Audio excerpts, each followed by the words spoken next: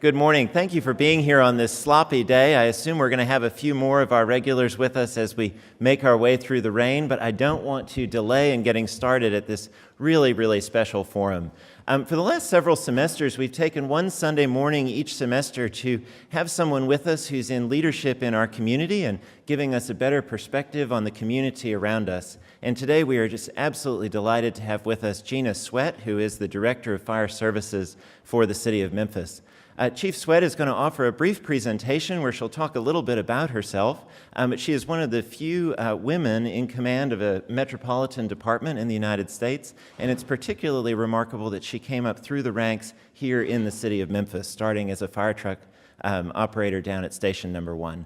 Chief, it's wonderful to have you with us. Thank you for giving your personal time to be here. And without further ado, I'd love for you to offer your presentation. Welcome. Thank you.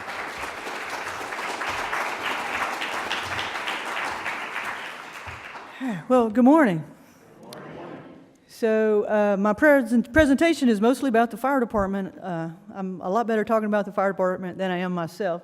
But just briefly, I'll just let you know, I came on the City of Memphis Fire Department in 1992, and had been out of college a few years and was working in property management. I had a business degree and did not like that. And, I was telling someone earlier, I'm kind of a prime example of hard work meets opportunity.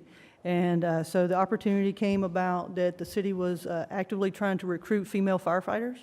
And so there was 2 women in my class. So we were number 4 and number 5 in the city of Memphis. And you'll see later, that's a pretty low number considering we have over 1,600 firefighters in the city of Memphis. It's not unusual though, because across the nation, it's an average of about 3% of the firefighters are actually females. So obviously that was a little bit of a challenge, but I was able to weather that storm. And then 3 years ago, Mayor Strickland gave me the opportunity to lead the department. And I really appreciate him for his vision and not being scared to go out on a limb and have me as the first female fire director for the city. And I've been working really hard since then to make sure he didn't make a bad decision. So, and hopefully, after my presentation, y'all won't think he made a bad decision. So the Memphis Fire Department, first thing I want to let you know is you have one of the best fire departments in the country in your community. And I wish I could say that is all because of me, but it's not. The Memphis Fire Department has historically been one of the best in the country. In fact, in 1975, we were voted the number 1 fire department in the country. And so over the years, we're well known throughout the United States and across the world as being kind of an innovative type thinking fire department and providing really good service to the community. So that's something I'm very proud of. So when you inherit a fire department that's really good, you definitely have to find and look for opportunities to make things better. And so that's some of the things I'll talk about today is just what we do in the community, and then some opportunities how we can be even better in the future. So you see here, providing, what is our purpose? So you think about the fire department, and it's not just firefighting. We do firefighting, EMS, hazardous material, we have inspectors, we have our own communications center, we have a logistics division, we have OSHA, HR, finance, all of those things that make up a nice business. So it is a business. Obviously the city, we're not in the business of really making money, but we're in the business of providing service to the citizens of Memphis. And what that means for us is providing the right emergency response promptly and accurately every day. And as I go through my presentation, you'll understand a little bit more about why that purpose is important, and particularly focusing on the right emergency response. So as I said, our vision is to become an innovative leader in firefighting, fire prevention, communications, and emergency medical service delivery. And then how do we do that? Is our mission statement, teamwork with a commitment to excellence, compassion, and immediate community protection. So in the fire service, and I see one of our firefighters is here, Nick is a member of the congregation. Everything we do, they teach us from day one, you're a part of a team. So everything we do, even myself, I'm part of the team that's called basically the command staff, is a group of people that we put together from all of those different divisions that represent the fire department. And collectively, we get things done. No different than the fire trucks out on the streets, the ambulances on the street. It's all part of a team environment. No one ever goes anywhere by themselves. And that's for our safety, and that's for the civilian safety as well. So 3 years ago, since I'm in church, I might as well talk about values, right? We have values, and we all knew we had values, but we had never really articulated them and put them into a easy format for us to really display what we stand for.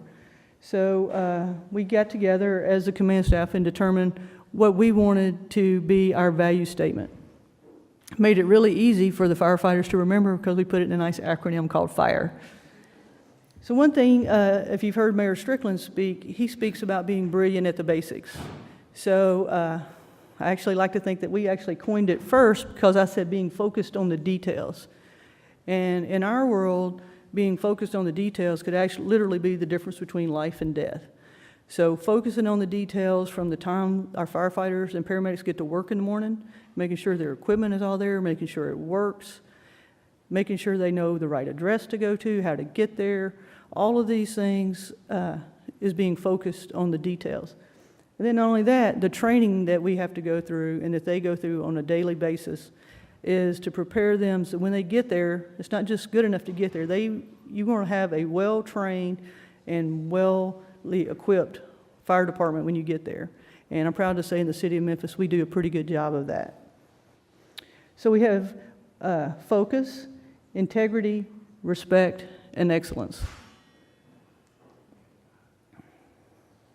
So when I talk to you about the size of our fire department, even though Memphis is in population about 21 or 22 in the country now as far as metro cities, I haven't looked lately, but we're about the 10 or 11 in size of the fire department. And that's partly because of the way our city is so spread out and that it takes a larger number of stations and personnel to actually service that area in an efficient manner. And I'll show you a map in a little bit. And we're very fortunate here because the forefathers, as they were growing the city, they also made sure that they placed fire stations appropriately so that we can provide a response in the way we're supposed to. So we have 57 fire stations in the city of Memphis. For the most part, each fire station will have an engine, and so the station number, and for the most part, is going to be the engine that travels out of that fire station. We have truck companies are the ones that have the big the ladders on them. Quints are a combination engine and truck, so they can do both. And then this is particularly important. We have 34 emergency units that cover the entire city. We have some special operations unit, and then we also protect the airport. So as you can see, every little dot on this page is a fire station. And we have the National Fire Protection Association provides standards and says that we should be able to be on the scene have one engine on the scene within 5 minutes and 20 seconds of being dispatched. So to do that, they need to be roughly located about 3 miles from anywhere in the city. And if you look on that, like I said, as our city developed, our forefathers did a really good job at placing fire stations. So we're in really good shape there. So as I said, you have 1,624 commissioned firefighters, and about half of those are going to be EMTs or paramedics. We have civilian personnel and a total of 1,772 personnel. You give me a really nice budget to operate with, about a little over $178 million last year. We bring in revenues through the airport and through our EMS service delivery. So we have a net operations of just under $150 million a year. About 90% of that is personnel cost. So we keep a very low materials and supply budget, but about 90% of what we do is actually boots on the ground that provide emergency response. So last year, we responded to over 128,000 emergency medical incidents and a little over 21,000 fire response. So about a little over 80% of what we've done on a yearly basis is actually providing emergency medical response. So there's been we started providing emergency medical response in 1966, and so over the years it has continually grown to be the bulk of what we do here in the city of Memphis. And unfortunately, the poverty rate here in our city actually really leads itself to making both of those a really busy system. Poverty rate is one of the leading factors contributing to having fire incidents, and it's also a leading factor in the increased emergency medical call volume. So when people don't have access to primary care or they don't have insurance, they actually use our system as entry into the medical, to get medical treatment. And well, I'll go over a little bit. That's not the best way to spend our money. And you'll see the responses. You'll notice if you see one fire truck, you're going to see 3 or 4 more because we travel in packs, right? So responses, if say just a regular house fire, we'll send 3 engines and a truck and 1 or 2 battalion chiefs just on a regular. If you're cooking food on the stove. So we do that because everybody has a job and everybody knows what their job is when they get on the scene. And it takes all those people to provide an effective firefighting force. So that's why you'll see a lot of fire trucks show up, especially if you get a high rise, they'll be parked all the way down the street and back. So year over year, our leading causes of fire tend to be cooking, our kitchen fires, people leaving things unattended in their kitchen. No one in here ever does that, do they? And while I'm at it, while I'm thinking about it, next week is daylight savings time. What were we supposed to do? All right. Okay, so if anybody needs any help with that, or if you have a family member or somebody in your community that needs any help with that, you can call 636-5650, which is our fire prevention office, or you can go by any fire station and they'll be glad to come out and help somebody with that. Especially with some of the elderly and everything that may not have someone to check that for them, we're more than happy to come out and make sure that everything's operating okay.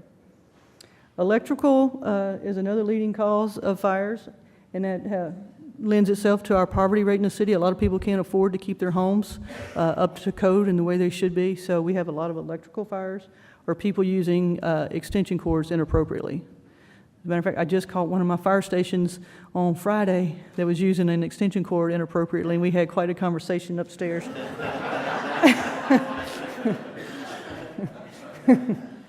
And unfortunately, we do have arson issues in our town. A lot of times that's the blight in the community. I'm sure we've all heard presentations and discussion about blight in certain areas of our community. And sometimes people get really just tired of seeing those things, or sometimes it's for profit. But the neighborhood will take matters into their own hand if the property owners don't sometimes. So what are some of our challenges? You heard me talk about our increasing EMS call volume, misuse of 911, and then just recruitment and retention. And this is just a few of our challenges. I only have about an hour here today, so I didn't want to go too far overboard. So what you heard me say that we have 34 ambulances that cover the entire city. And over the years, our call volume has increased at a steady rate, anywhere from 5 to 9% over year. And for a long time, what the city would do is we would just put more ambulances in service and throw that at the problem. And most of you probably know, when you continue to throw money at a problem, that doesn't always fix the root cause. So about 3 or 4 years ago, we decided to take a more in-depth look and try to get down to cause and try to find a way that we can curb some of the misuse, but also to steer people towards more appropriate resources. Like I said, some of them, they're calling because they have physical needs, they can't get their prescriptions, they have mental health issues, they don't have transportation issues, or they have other social issues, and it's just really easy to call 911 and to try to get a ride to the hospital. Another really miscommunication is a lot of people think if you ride an ambulance to the hospital, to the ER, even if you have your own car, that you're going to get seen faster. Well, that is not true. So I think one of the questions was, what can y'all do for the fire department? Spread the word. If you ride an ambulance to the hospital, does not mean you're going to be seen faster. It means you're going to get triaged, and if you're not emergent, they're going to put you in the waiting room with the general population just the same. And if it's not emergent, you're not going to get seen faster. So that's a false belief that a lot of people in our communities have, and it just is not true. Now, the ride to the hospital may be a little faster and hopefully safer, but you're not going to get seen in the ER faster just by going on an ambulance. Even if you're the fire chief, because before I was the chief, I've taken a couple of rides for injuries, and I didn't get seen faster either. So you heard me talking earlier about the right response. So just really quickly because we have so many exciting things going on. We have what is called our Healthcare Navigators program. And what they really do is a group that they're not in emergency response, but they're really focused on these initiatives to deal with, we have high utilizer groups. We call them our HUG group. And those are people who overuse our 911 system for non-emergent calls. So they will, this group works with them to try to get them to more appropriate resources or find out what their needs are that aren't being met, that we can help them, put them in touch with other local agencies to try to resolve those issues without giving them a very expensive ride to the emergency department. And then more often than not, what would happen is they would leave, their needs still weren't being met, and it would just be a vicious cycle that just continued repeating itself. So this is a very small group of members on our department, but they do big work in the community. And out of that program became Radar, which I'm going to get into a little more because that's probably the most promising thing we have going on. Care Unit is a group of the Navigators that actually work in partnership with MPD and the Shelby County and Alliance Healthcare, and they respond to mental health consumers. And what we found was when we actually started becoming data-driven, which is a big initiative we've had the last few years, that MFD, the fire department, the police department, and the hospitals, a lot of these people, the mental health consumers, were bogging down all three systems, but we weren't communicating together, so we weren't really connecting the dots. So now that we have this program working together, we're able to identify these, connect the dots, and then once again try to get them to a more appropriate resource other than taking them to an ER. And then in the next, one of our next programs, we'll be putting actually nurses in our dispatch center to further triage calls before we ever even dispatch. And so that'll be coming this fall. That's a pilot program we'll be working on.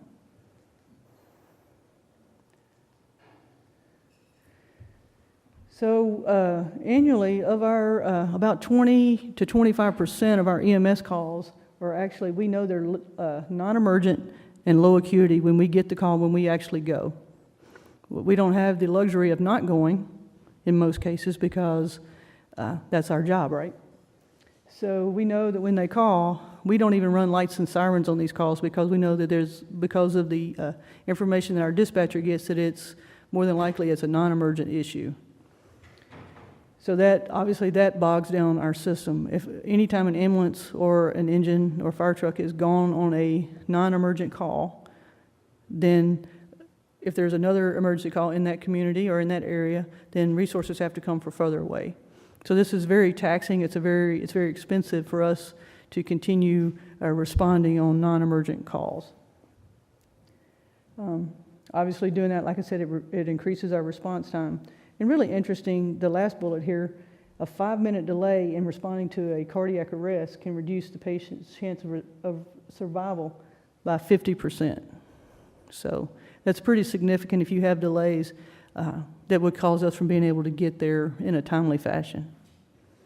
Now, we do have ambulances, but all of our fire engines have paramedics on board, and they have equipment, so they can do all of the advanced life support. They can do everything except transport. So we have a lot of resources in the community to try to, try to have redundancy in our system, so if an ambulance is out of service, then an engine can come in and they can get a patient stabilized. And then the Navigator system, their whole purpose is to navigate people to the right resource for non-emergent needs. RADAR stands for Rapid Assessment, Decision, and Redirection. That's why they said it RADAR, because it's very hard to say. But this is a very exciting program. We received a lot of national press for this program as far as being innovative, because what we've done is we actually paired, there was a group of physicians that worked with us on this program in the pilot phase, and we paired them with one of our paramedics, and we put them in a regular car, and they responded to non-emergent calls instead of us sending an ambulance. So, by pairing us with a physician, they could actually get there and do a medical screening and determine if they needed to go to a hospital or not, and they could get a refusal and not transport. But even better than that, what they did was we established relationships with other clinics and primary care providers, and they would be able to even go a step further and set them up an appointment with a primary care. And what they were finding in most of these cases, it was somewhere in the neighborhood, like 80% of them did not have a primary care doctor, or they didn't know that they had one, but a lot of them were on Medicare and Medicaid, which had assigned, or TennCare, which had assigned a primary care. They just didn't know who that was. So the program, they would get there, they would assess them, and a very high percentage of the time we were able to redirect them to something other than an emergency department. So obviously, partnering with doctors and making house calls is a very expensive model. So then we knew it was successful. We knew we were able to redirect people. We knew that 90% of the time, if we made them an appointment with a primary care physician, that they would follow up and go. So some of the issues we had was transportation, which was one of the primary reasons they called us to start with. And so how do we scale this up? How do we sustain a model? Obviously, we can't put doctors on every ambulance and every fire engine, so we are looking at a technology. And everybody probably, your insurance now, right? You can call a nurse, you can call your doctor, and you can get advice. So through telemedicine, which we'll be rolling this out in the very near future, we'll be able to still have partner with these physicians, but we'll actually be able to use telemedicine. They'll be able to dial in while our paramedics are on the scene, but they'll be able to dial into a doctor. They can still do that medical screening, and then we can set up through some social workers that we have on board to be able to get them to more appropriate resources. This is going to be very exciting, but part of the issue is we were incentivized as an emergency service delivery because the only way we get paid for our service is if we transport it to an ER. So we've been working with the insurance companies, the major payers, and we're getting really close to being able to get paid to not transport people if they don't need to be transported. So this will be a partnership with the physicians group that's very exciting for our community because we're going to be able to not tie up our resources as long unnecessarily at the emergency department.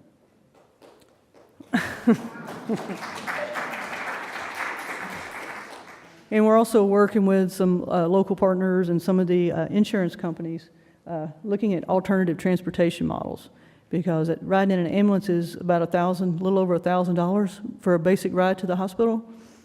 So we believe there's a lot of different options, and we're partnering. We're still looking at how we can find different transportation for people to get to either their primary care or follow-up care or something like that. So just quickly, hiring and retention, a lot of attention is paid to the police department that they are trying to get staffed up. And the really good news is we don't have that same problem. We have we do a really good job at hiring firefighters and then training them to become firefighters, EMTs and paramedics. What we do have some trouble is retaining them. Because you heard me talking about our high volume. So our firefighters and our paramedics get a lot of really great experience that people can't get in smaller communities. And quite honestly, that makes them very valuable. So people will come take them from us. So we kind of reversed the script, and we actually started a lateral hiring initiative 2 years ago. So we actually lose firefighters here because everybody's not equipped to be in a high volume system like ours. They just can't handle the workload, so they leave and they go to slower departments. On the flip side, we have a lot of young firefighters across the country that are dying to get experience and want to get the emergency medical experience and want to get the firefighting experience. And so when we started recruiting outside of the community, we were able to identify these huge groups of firefighters that wanted to come to Memphis. And so we've hired, the last 2 years, over 114 lateral firefighters from other communities that have come to Memphis. The advantage there is we're able to get them on the streets a whole lot faster. And just quickly, we've started a program with Shelby County Schools where Tresvant, Votech, we have 15 people in the program there. It's in their second year where they can actually go get to their firefighter certification. By the time they graduate, they'll be ready to take the firefighter certification. And one of our retirees he's teaching in that program. So we work with them. We have helped them with equipment, and then we send personnel out there to help when they have training classes. And it's pretty exciting to be able to get that off the ground. We also have an Explorer program for kids 14 to 19, and we have about 20 kids in that program. And as you see, the high school firefighter program. And one of my favorite events is every year we've partnered with the Girl Scouts to try to encourage more young women to get in the fire service. And like I said, when I was their age, I had no idea that girls could be firefighters. So our motto is, if they can see it, they can be it. So a lot of it's mostly our female firefighters and paramedics volunteer, but we have a lot of the guys too. And it's really cool to see them bring their daughters out there, because a lot of times they get to do things with their sons, hunting, and are more interested, but they never really had an opportunity to take their daughters to work to see what they did. So they come out and they get to do some hands-on training on the fire department, get to rappel, as you see, do a little hands-on search and rescue, and we teach them about how to take care of medical emergencies. They get their first aid patch, they learn CPR, and they learn how to, if they wanted to be a dispatcher, they learn how they can do that. So it's a really cool opportunity. And we've had to shut it down at 150 participants because that's all that we can manage. So it's a one-day event, and I think last year it ended up being about 175, but they told me to quit counting, so. And it really takes us about 50 volunteers for us to manage that and make sure that everything is safe for the young girls. And then I have to keep their mothers and scout leaders from trying to participate in the events too. So, and like I said, I would be remiss in my duties as the fire director if I did not talk about home safety. So as you know, as the weather gets colder, the heat goes up, and sometimes people aren't as careful as they should be. So encourage everyone to have an escape plan in your home, at least 2 ways out of every room. Make sure your windows aren't blocked or your doors aren't blocked. And if you have those security doors that have a key in it that lock on both sides, make sure you have access to that key. If you have security bars on your windows, I really encourage you to get the kind that you can unlock from the inside and get out of your home. And as you said, you practice with your kids or your grandkids when they come over. It's a really fun thing to do. Practice getting out of the house and go to your meeting place in the yard. And you already answered the question right about the smoke alarms, but you should test them monthly. And like I said, if someone in your community don't have working smoke alarms, we have a free program. We come and put those up for free. And even more importantly, what we can also do while we're there, if you ask for it, is we'll do a home safety survey. So we'll kind of walk around your house and shame you about your extension cord use. I know, we all do it.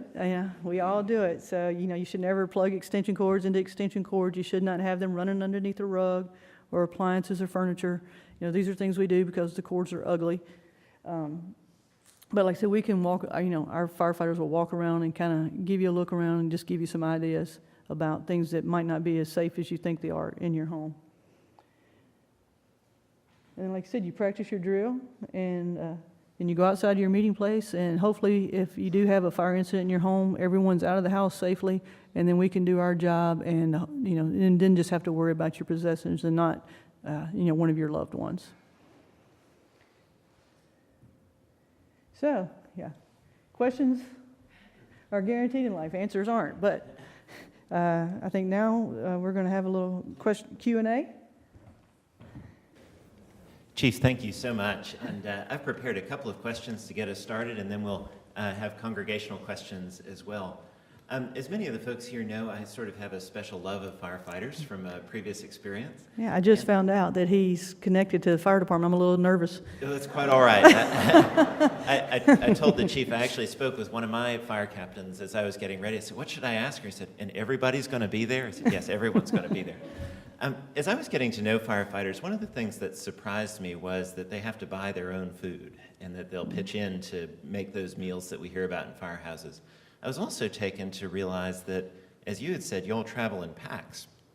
So if 3 or 4 guys are on a unit, they're going to be within 15 seconds of each other for a 24-hour shift. So there's no getting away. If you got a roommate problem, you've got a roommate problem, and you've got to get through that. What are the other sort of things that we might not know that we should know about our firefighters? So one of the things, just to explain to you how we work. We work 24-hour shifts. So we go in at 7 and get off at 7 the next morning. Then you have a day off. So you work 3 days like that, and then they get 4 days off. So we end up working 9 or 10 24-hour shifts a month and actually spend as much time with our firefighting family as we do with our own families. And so we have all the same problems that you have with families at home. We go in, we do everything during the day. You know, they get there, they check off, or they should check off their equipment every morning. That's the first thing they do. And then, you know, the most important thing then becomes, well, what are we going to eat today? And trust me, eating in the fire is very serious. You know, you never want to not have enough food. And so I learned that pretty early on. So we do everything that you do in your home. They eat together, they have chores, they clean up the house, they clean the equipment, then they have training that they're supposed to be doing every day, and that just depends on the day. They go out in the community and do different community outreach programs or attend events. Then they have to worry about what they're going to have for lunch. You know, so eating is that's one of the things they do. And then we sleep at the fire station, and the newer stations are being built with individual cubicles, but the older stations are all basically an open dorm, which was what I was exposed to when I first came on the fire department.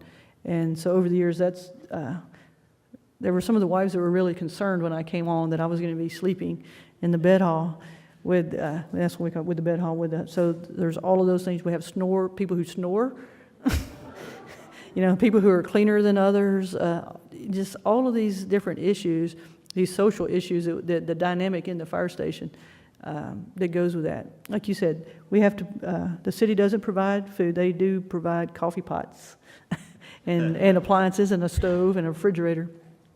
But the firefighters, they bring their own food in. For the most part, they provide their own television sets if they want a TV.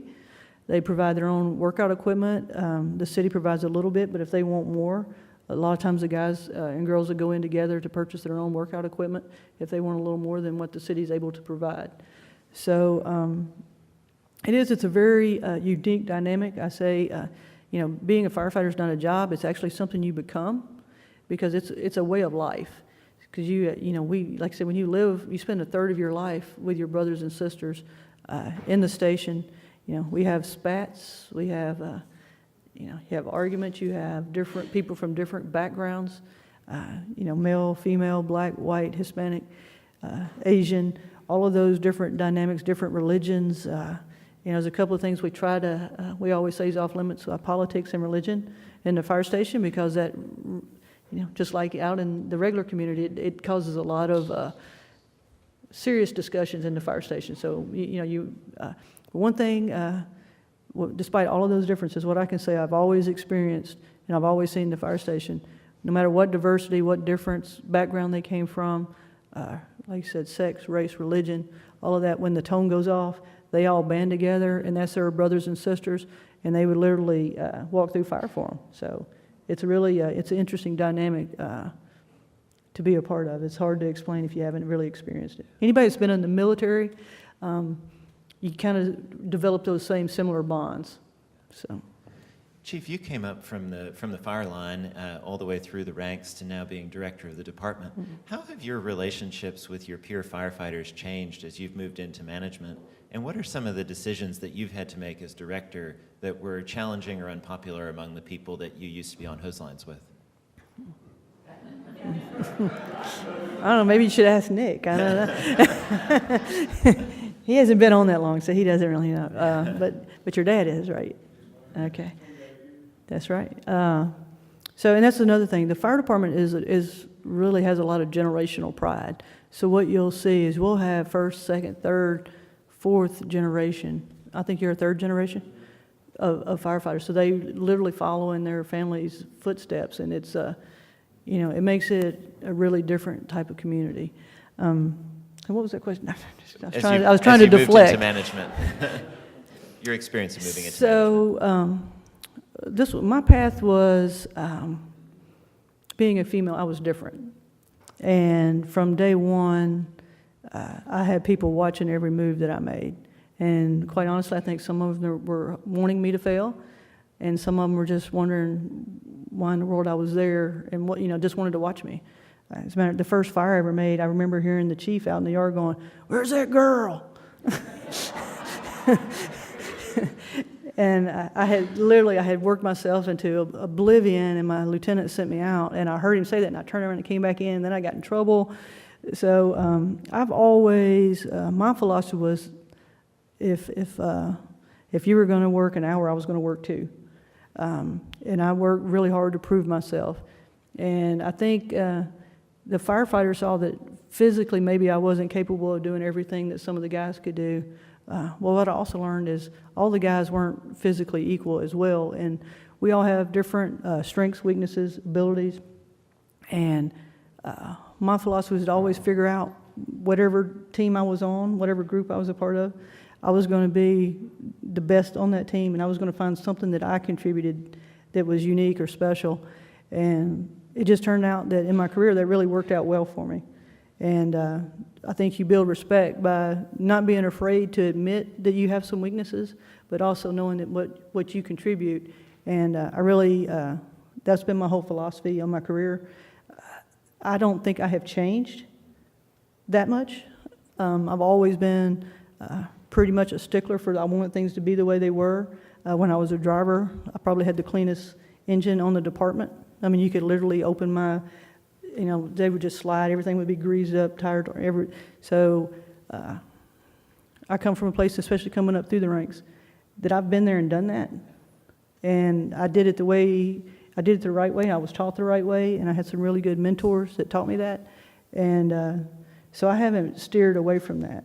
And I think people respect knowing that and coming up as a firefighter has helped too. So people know and respect that I've been there and done that, and I don't ask them to do anything that I haven't done. You discussed in your presentation, and not quite in these words, that if 911 gets a call and it's not a law enforcement issue, the fire department has to deal with it. It could be hazmat, it could be a fire, it could be emergency, medical emergency, it could be a household emergency. And that's going to put you and your crews on the front lines of the opioid crisis, domestic violence, the murder rate that we have going on in the city. Tell us what we need to know about what you're seeing in the community on the front lines with all of these crisis issues. So one of the things, our firefighters and our paramedics, they see things that people really shouldn't have to see. They see people at their absolute worst, day in and day out. A lot of attention is paid to the crime rate here in Memphis, to the homicide rate. But I just want you to know, if it wasn't for our paramedics on the street, and the life-saving that they do when they respond to these acts of violence, stabbings, shootings, our homicide rate would be at least double what it is. Our paramedics, our firefighters are out there.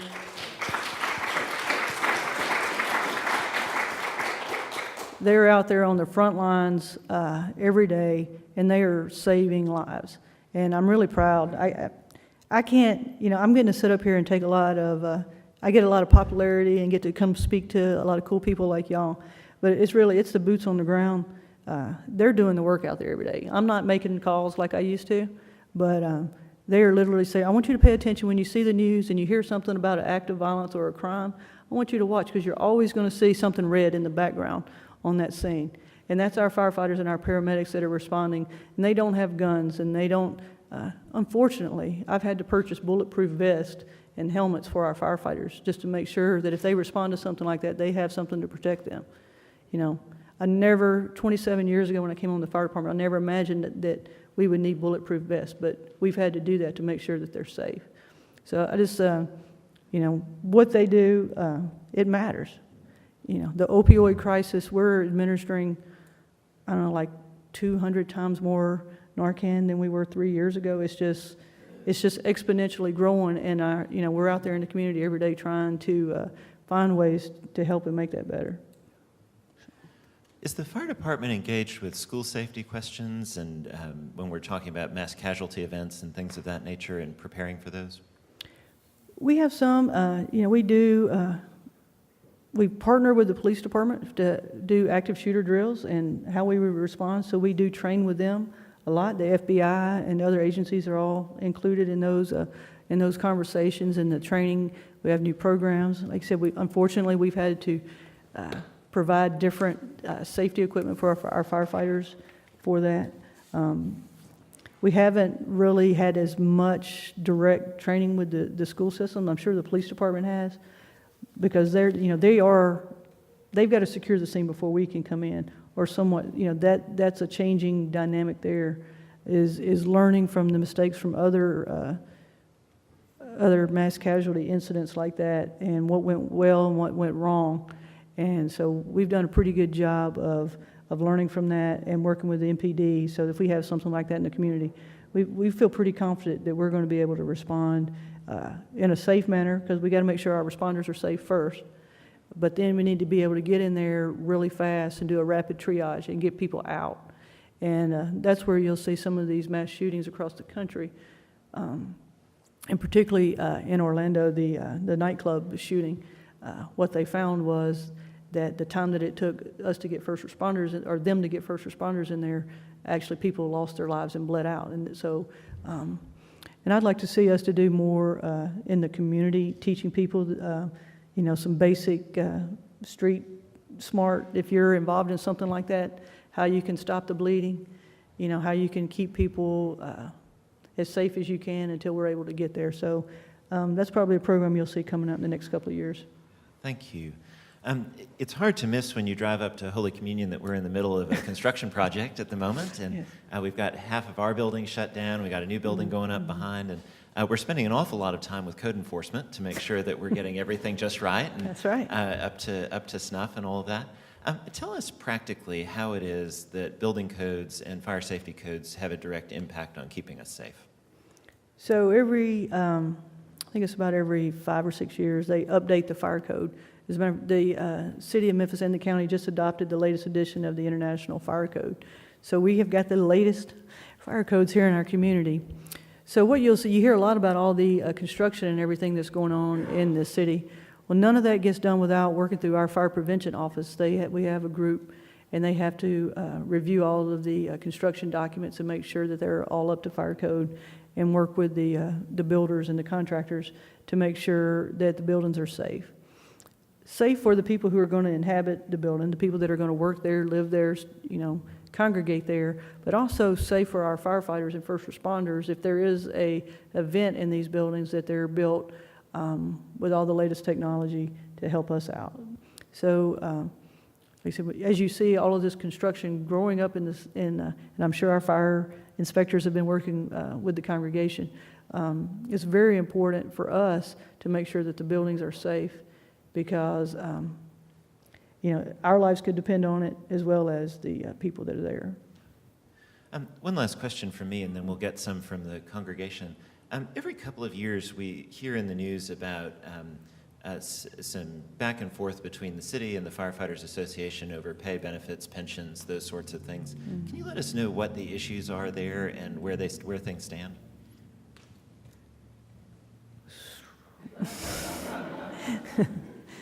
The mayor's not here, is he? No, he was last semester. Oh, he was like, okay, good. No. So we're in the middle of negotiations right now, so this is one of those kind of... I didn't know that, sorry. Yeah. Wages and benefits we all want to make more money. And quite honestly, if I could pay my firefighters more, if there was money for that, and if we could restore benefits. So what happened a few years ago is the city changed the pension program. It's probably been one of the biggest contributors to a lot of the problems between the union and the administration. They changed the pension program. They did not take away the pension per se, but it is different. So I really had not, unfortunately, until just recently, I finally was able to sit down and educate myself about what the new pension program was like. And so it's a hybrid. It's not a defined benefit on the end. It's a defined contribution on the front end. So it's different. And anytime, I can tell you, one thing that firefighters hate, two things they hate is change, and they hate the way things are today. Okay? So they're really avergent to change. It's a cultural thing in the fire service. Like I said, it is not the same pension program that I came under, but they do have an opportunity to invest and to have a pension at the end of their career.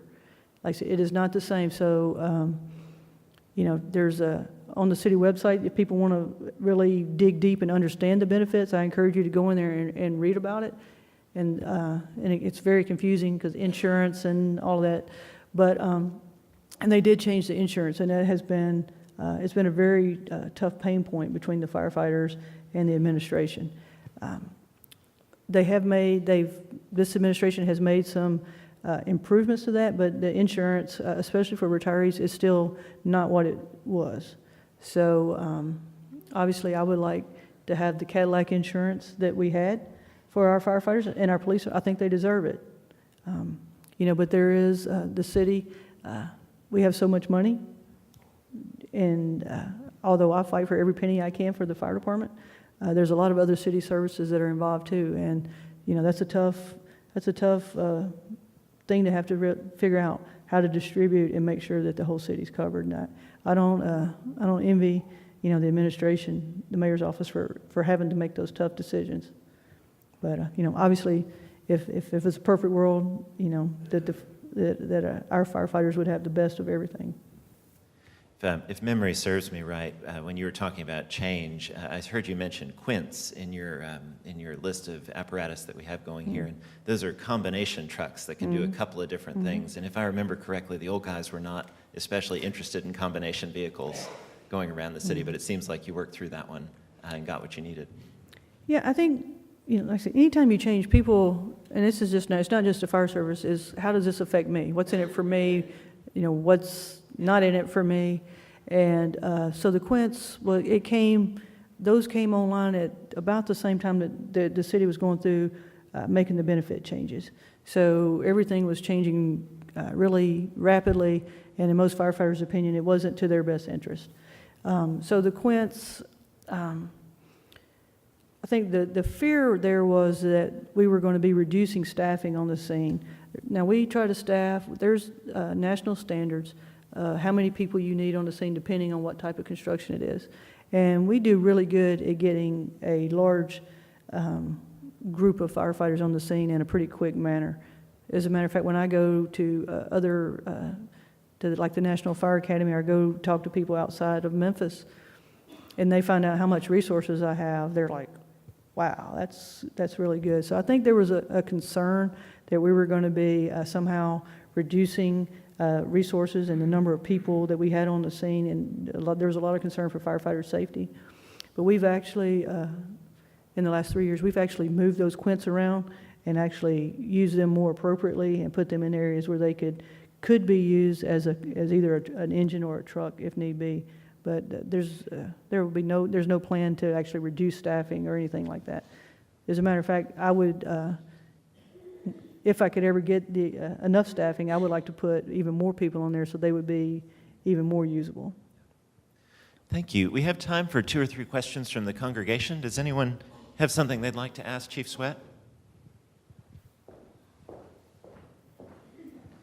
When you first joined the fire department, did you ever think you'd be using your business degree? Absolutely not. As a matter of fact, most of the old guys made fun of me. They're like, "Why are you here? You have a college degree. Why are you here being a dumb fireman?" You know, and that was some of the old guys because, being a firefighter over the years was something you didn't have to have a degree for back in the older days. But as we've progressed and as EMS has become such a big part of what we do, basically become a paramedic is right at an associate's degree. And it is not an easy certification to get.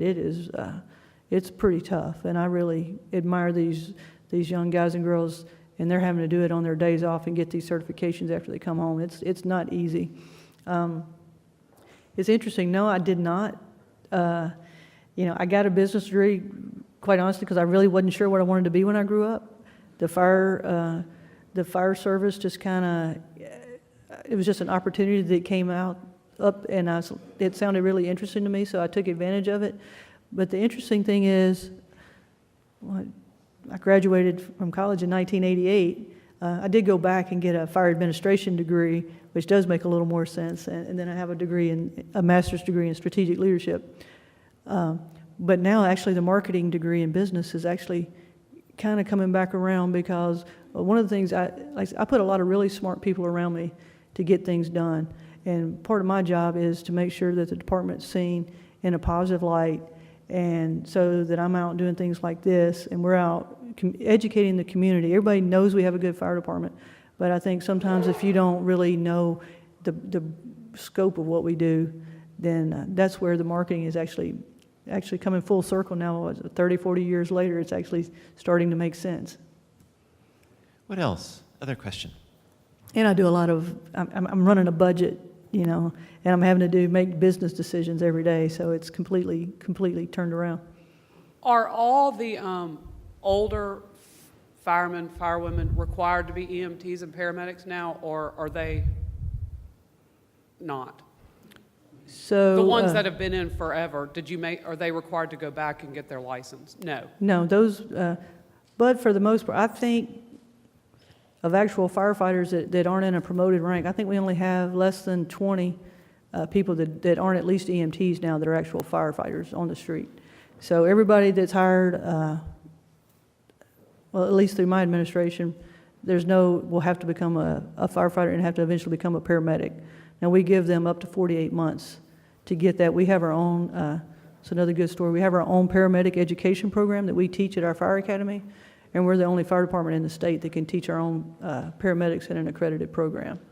We actually train some of the other local departments, sometimes they'll send members if we have some openings in our classes.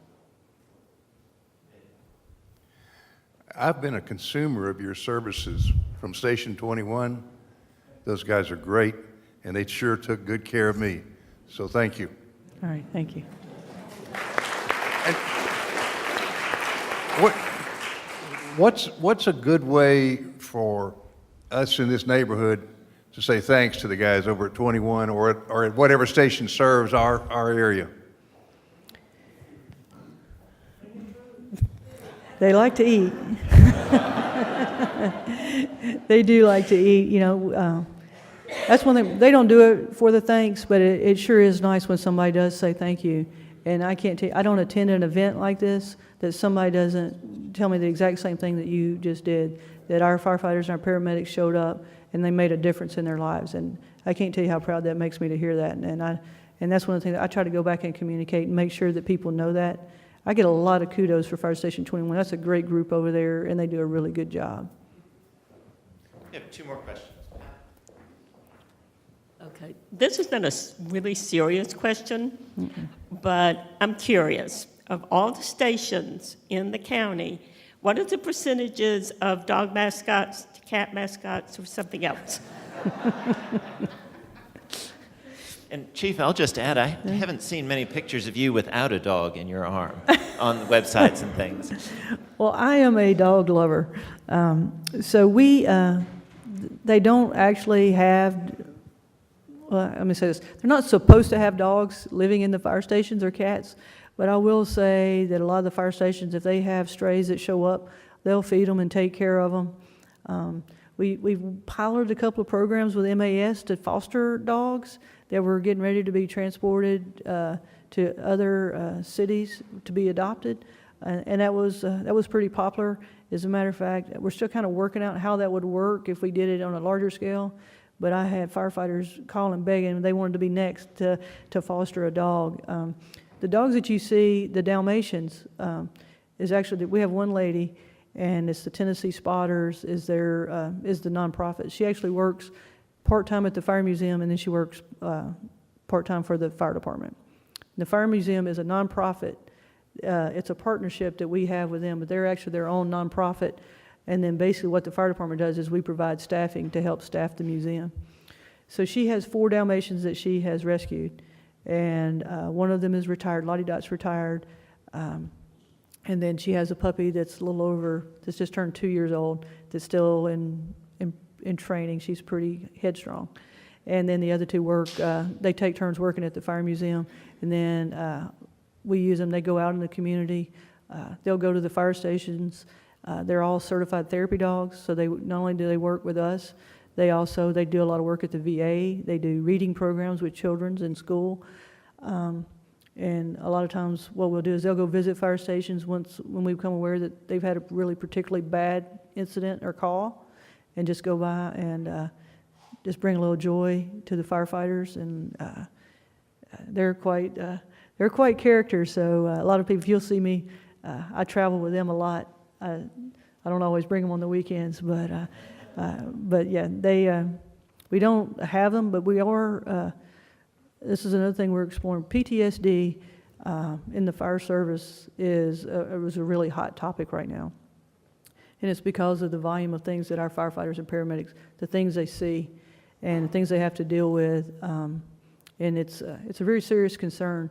So I've got a couple of paramedics that are really pushing me. My safety chief is really pushing me to start a therapy dog program for the department, and we're looking at ways how we can do that. And I think if we can do that, it's going to be really, a lot of departments are doing it across the country, but it's just figuring out a way to do that. One last question. I just wanted to thank you, because we hear about the excellence from the fire department, our paramedics throughout the community. And it's one thing to establish excellence, but it's another thing to be proactive in trying to find ways to ensure the financial stability, but also maintain the talent level. And I just wanted to thank you for that. Thank you.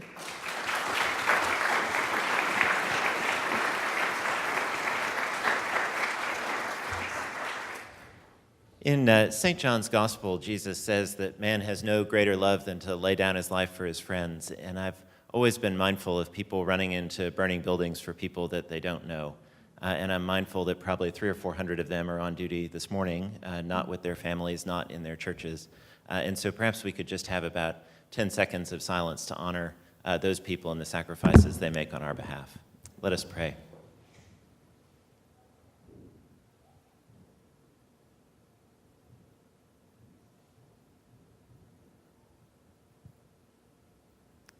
Amen. Thank you all. Chief, thank you for being here with us. It's just been a delight to have you. Thank you.